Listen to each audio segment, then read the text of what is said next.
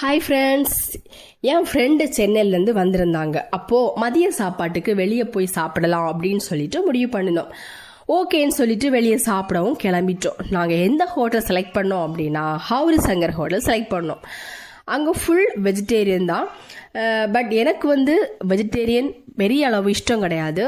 எனக்கு டைனோசரஸ் தவிர ஊறுறது பறக்கிறது எல்லாமே நான் சாப்பிடுவேன். ஆனால் என் ஃப்ரெண்டு வெஜிடேரியன் தான் சாப்பிடணும் அப்படின்னு சொல்லிட்டு நாங்கள் போய் சாப்பிட இருந்தோம். அங்கே போனால் பயங்கர கூட்டமாக இருந்துச்சு. அங்கே பிளேஸே இல்லை உட்காந்து சாப்பிட்ற அளவுக்கு, அந்த அளவுக்கு பயங்கர கூட்டம். சரி, ஓகே, ஏதோ ஒரு பிளேஸ் கிடச்சி அப்புறம் போய் உட்காந்து சாப்பிட்லான்னு உட்காந்தோம்.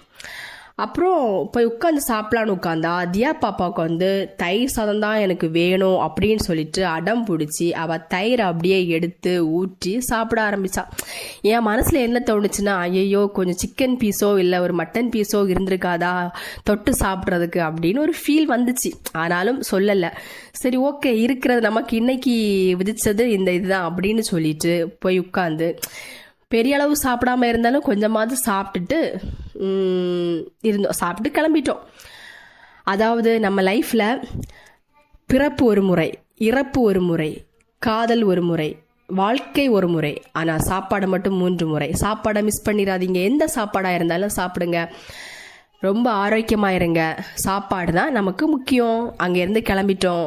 ஹோட்டல்லேருந்து சாப்பிட்டு முடிச்சுட்டு வெளியில் கிளம்பிட்டோம். ஓகே, பாய்.